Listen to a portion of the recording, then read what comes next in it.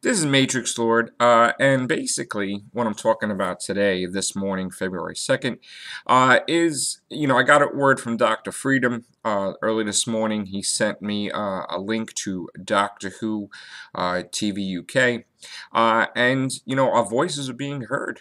Like he said in his video, great video, Dr. Freedom, they're listening to us.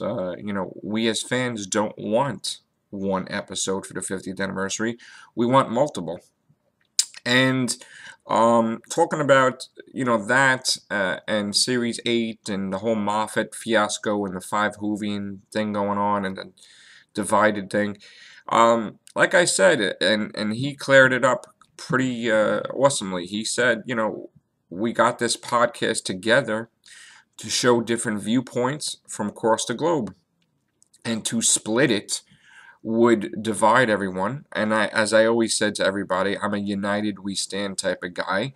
So, you don't create something like that and divide the very team that's fighting for Doctor Who. And when you do, you have problems where, there's conflict. And, if I'm able to, like Dr. Freedom says he works overnight, yes.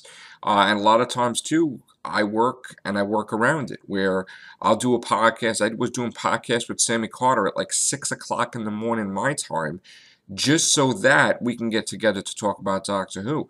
I was doing podcasts with Sammy Carter when I was going through the hurricane, that I was going to, my aunt's house to film, or my cell phone.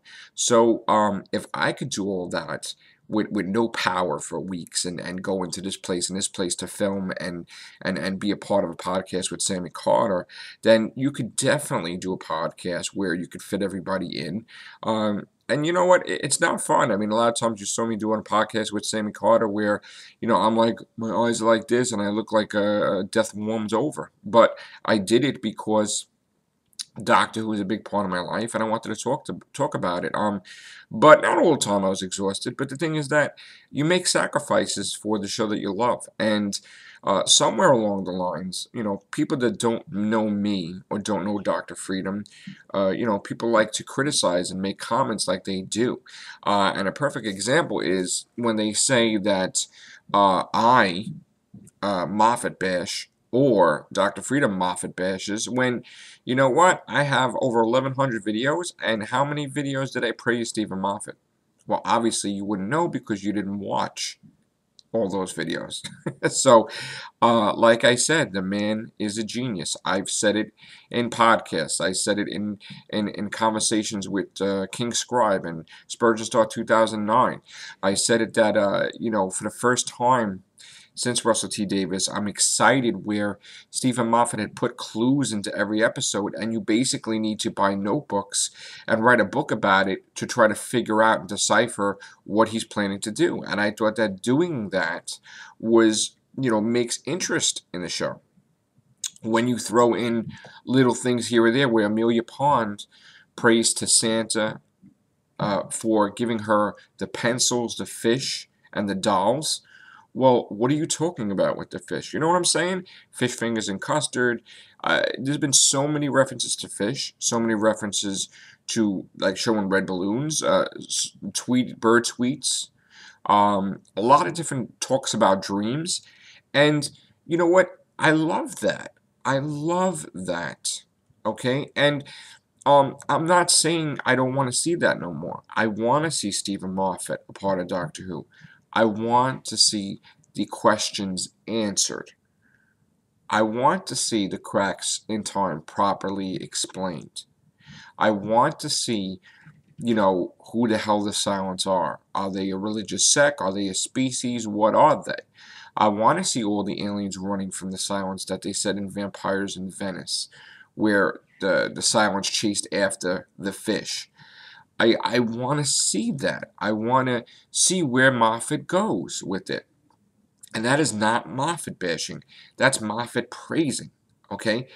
You could really idolize someone like Stephen Moffat.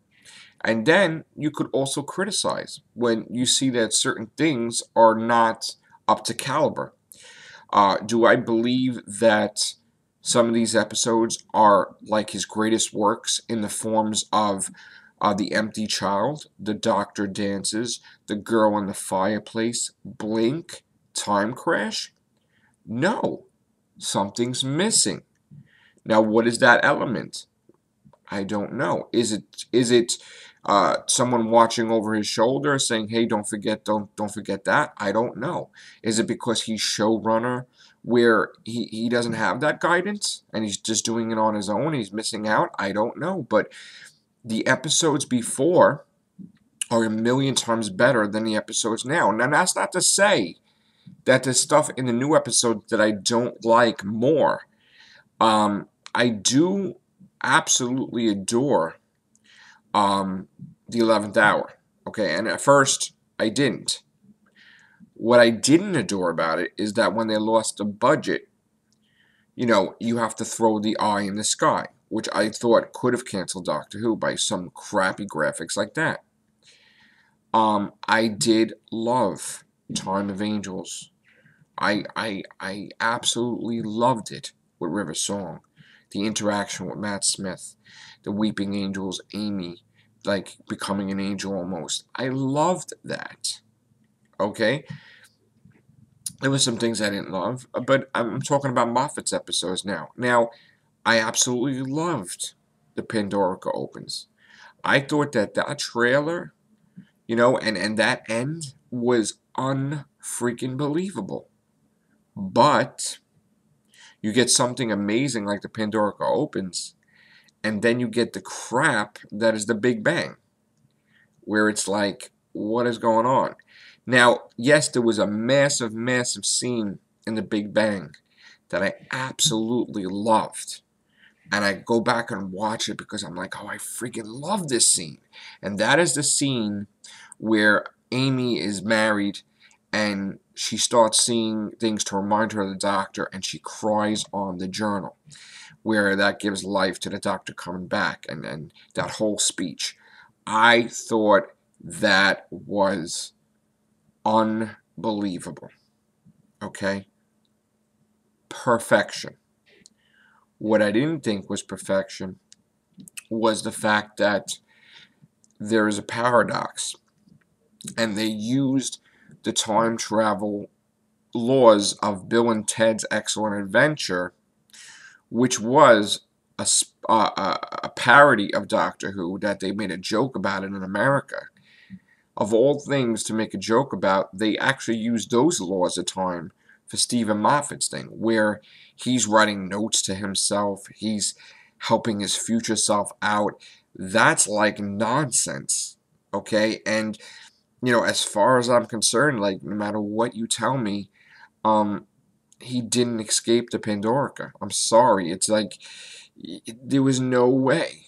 Okay? There was no way. You can't, if you're going to do something with time travel, you can't explain it that way.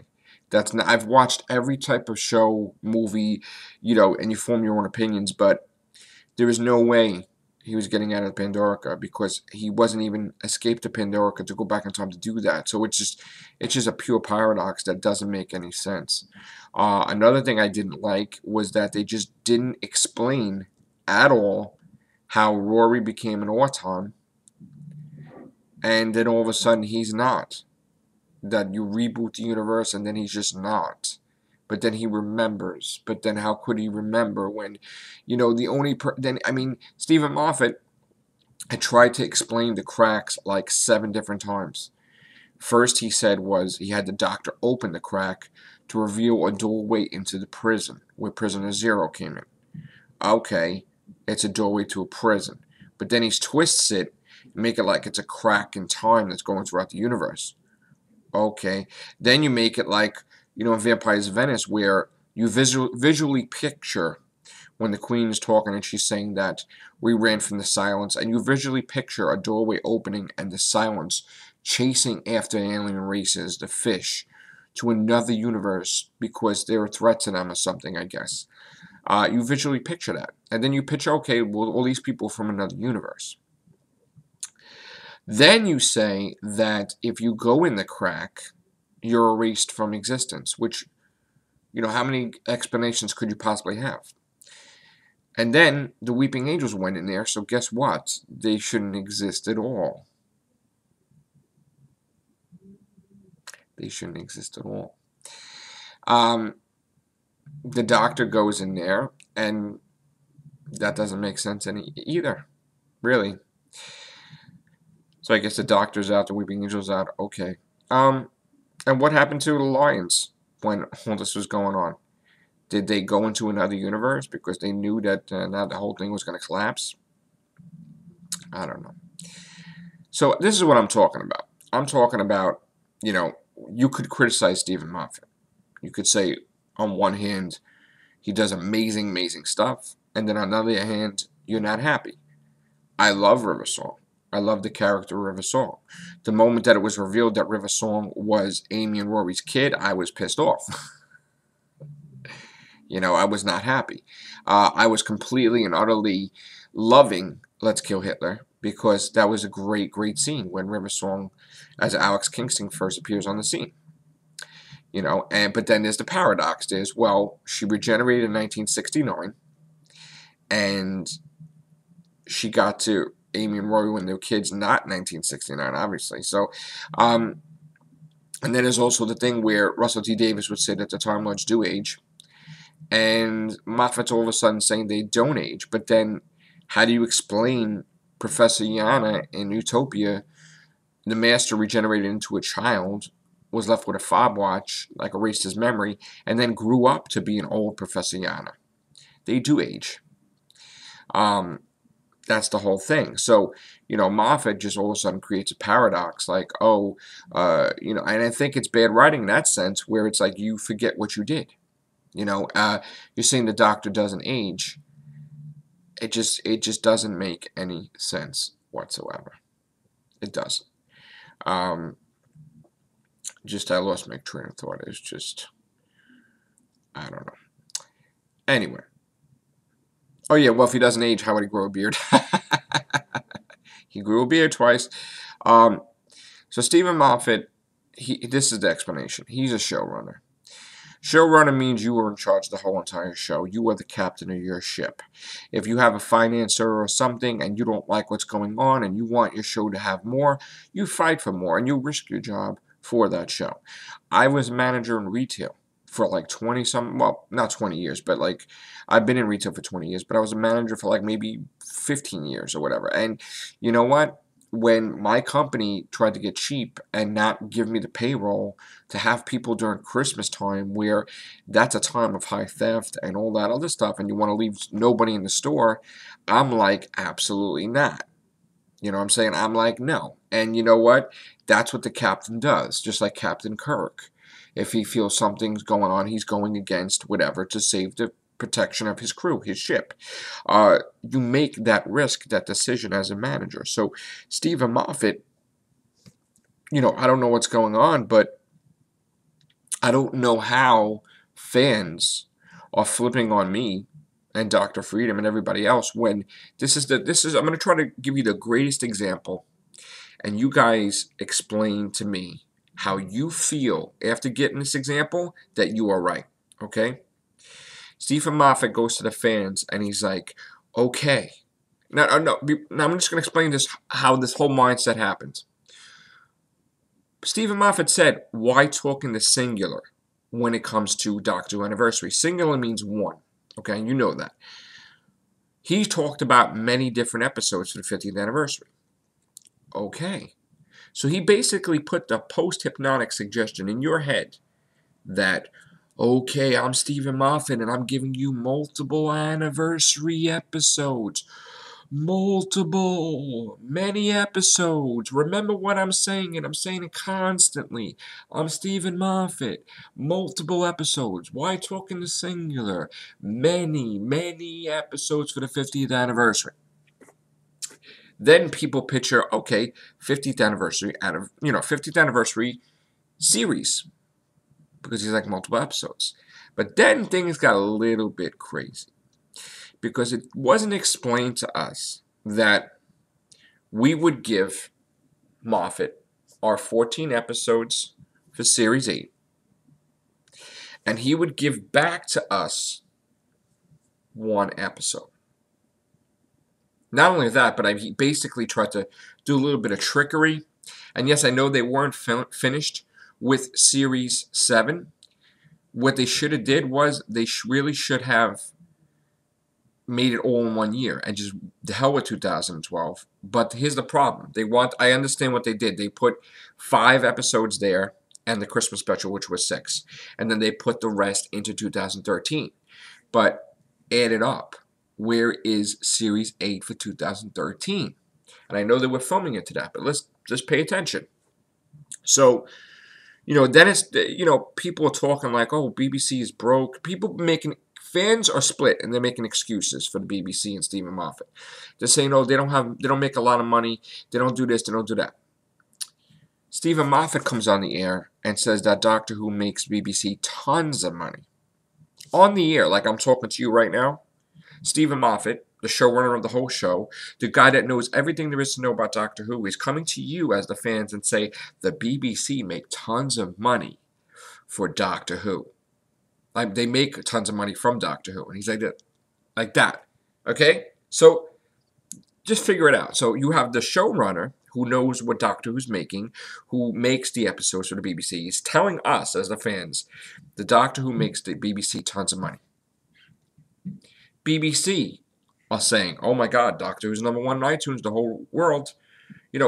Basically, BBC America was created because Doctor Who was doing so much money that they make money in America, which I understand they have to keep it in America. Okay? Doctor Who was making so much money, we had spin-offs and everything. Okay? Doctor Who is still making money. Okay? Not only that, but Karen Gillan and Arthur Darvill leave. So now you don't pay those paychecks anymore for every year you give them a raise or whatever. Now you pay 1 companion instead of 2, and you get her cheap because she's new to the show, and she's not getting not even what Rory was getting or Amy. Like, she's getting less probably, okay? And you sign her to whatever deal you do. So you saved 2 paychecks for 1 paycheck. You save 14 episodes for 1 episode. Where's the money going? Answer me the question in comments below. Where is the money going? Okay, for argument's sake, you're telling me that Stephen Moffat took the budget for, let's say, 13 episodes, and if it was $1 million per episode, he's paying each doctor $1 million to be on the 60-minute special? Like, Tom Baker is going to get paid $1 million for being on it for like 10 minutes? Is that what you're saying? Oh, you're not. You're not saying that. Okay, so they're not getting $1 million each or whatever. Okay. We don't even know if they're going to be in it. Okay. So where's the money going? So now you tell us that you're in hell. And let's just dissect this too. And this is a long video. You're Stephen Moffat. You're not doing Series 8.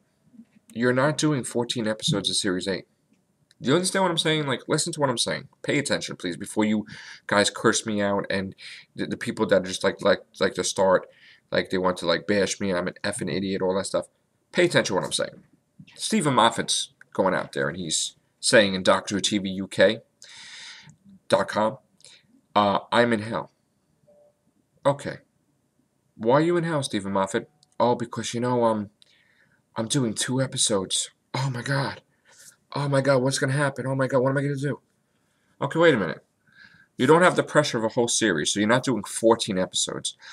Sherlock, you write 1 episode. Even though you're the showrunner of Sherlock, you write 1 episode.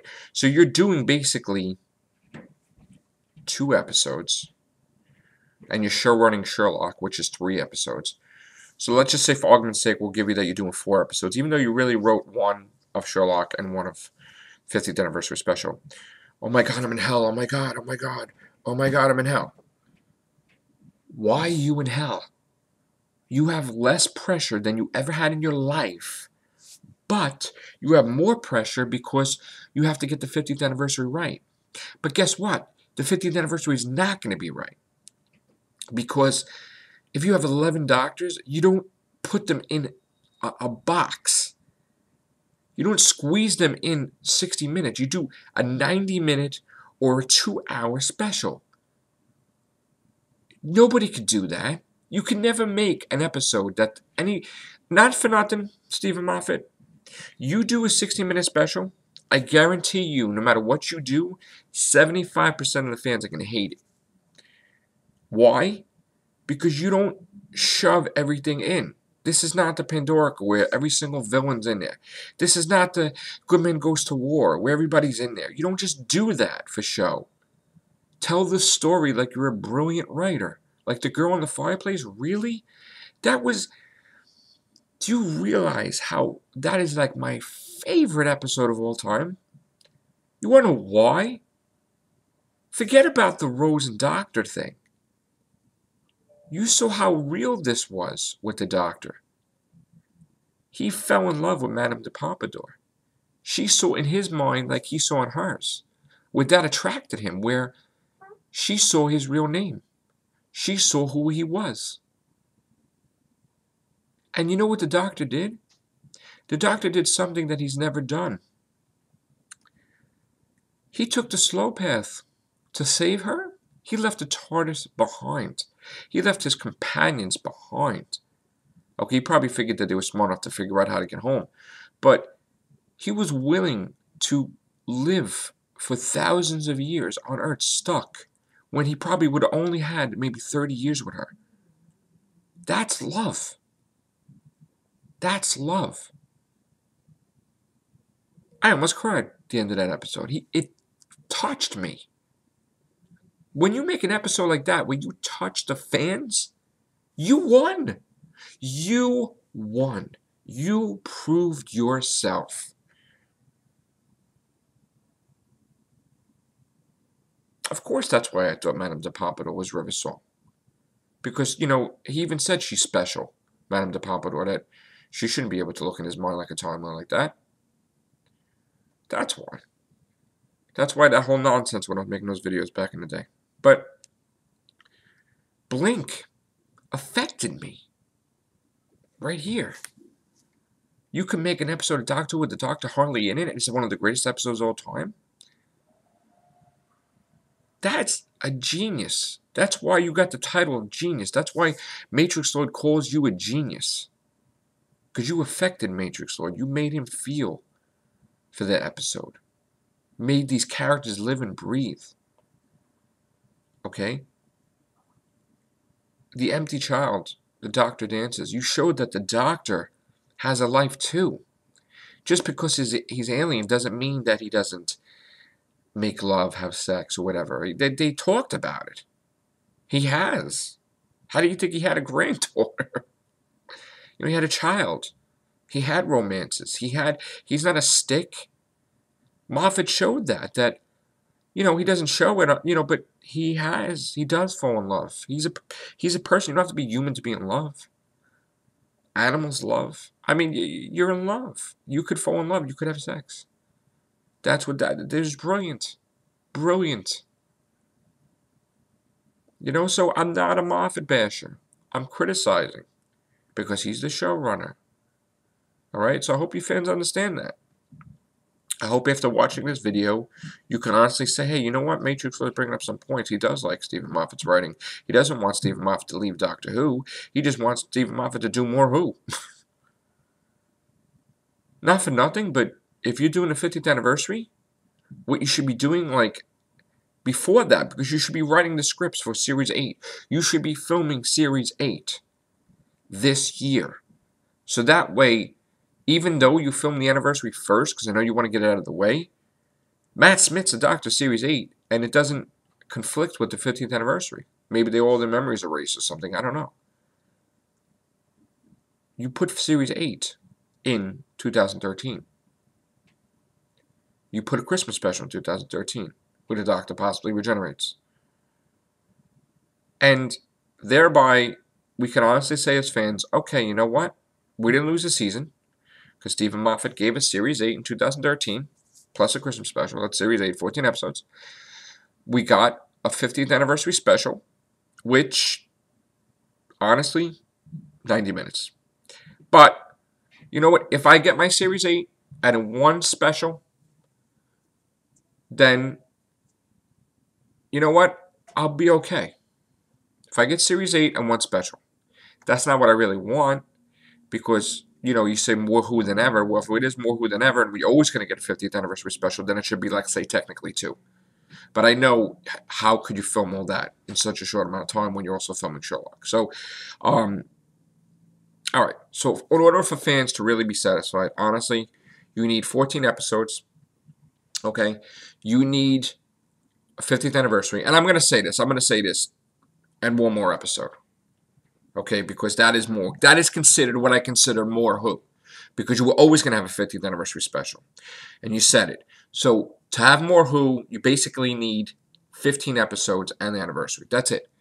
When you get that, then Moffat told the truth. We got more Who. When you don't, then you get, just your regular stuff.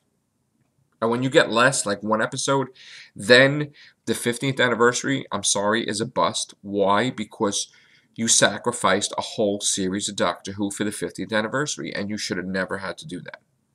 Never. You have all these years to plan. They should have did something. But to take away from the episode, that's ridiculous. And you know what? It is happening. The episodes are getting shorter and shorter. They're doing mini prequels because they can't even afford to do 5 minutes extra. That they couldn't even afford to do confidential. They couldn't even afford to do anything. So when you see a prequel or Red Nose or things from the school or this and that and this, they're taking 5 freaking minutes. Talk about BBC grimy. You're taking 5 minutes from the episode, which kind of ruins the episode. Why? Maybe if I had an extra 5 minutes on Angels Take Manhattan, it would have been fine. And like I said, Stephen Moffat's watching this. I try not to be my own enemy.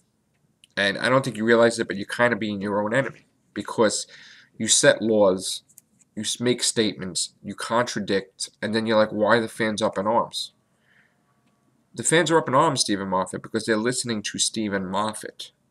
They're listening to Stephen Moffat say you're giving, why think in the singular? You're giving us more Who than ever. And we're only reacting on your statements. So don't be mad at me, Stephen Moffat.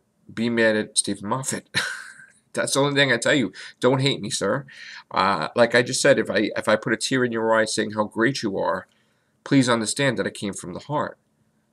You affected me. Your episodes of The Girl in the Fireplace were amazing. And like I said, I do like your new stuff too. I do like Impossible Astronaut. I thought it went in such a different direction and it was perfect. I loved it. Day of the Moon, I loved it. Okay? Certain things just, I want, take the time out to explain. Just explain the cracks in time are many different things, and it's from another universe that these guys came. Maybe the Silence were created by Omega. Maybe Omega popped out a Time Lord, altered Amy's DNA to make her baby a Time Lord so he could occupy River Song's body and be the threat for the 50th anniversary. I don't know. Who's the voice in the TARDIS? Is it the Dream Lord? Is it the Omega? I don't know. I just want explanations. That's all. And you know what? Not for nothing. To tell the truth, when everything is answered, I don't want Stephen Moffat to go. I don't. I want Stephen Moffat to stay with the 12th Doctor. Now, if you're talking that I'm a basher, why would I want to make that statement? Why would I want Moffat to stay with the 12th Doctor? He explains everything, let's just say, and clears everything up, and it's a masterpiece, and he was great. So why would I want him to go? I want Stephen Moffat to be the showrunner. I want him to be strong. I want him to fight for Who. And Stephen Moffat, we love you. That's it. But don't try to it's like you're trying to con a friend, Don't con us because I wasn't born yesterday. you know. And I'm not putting the fans down that are sticking up for you. It's just they're not really paying attention to what's going on. So this is a massively long video, and I hope you guys enjoyed it. Take care. Bye for now.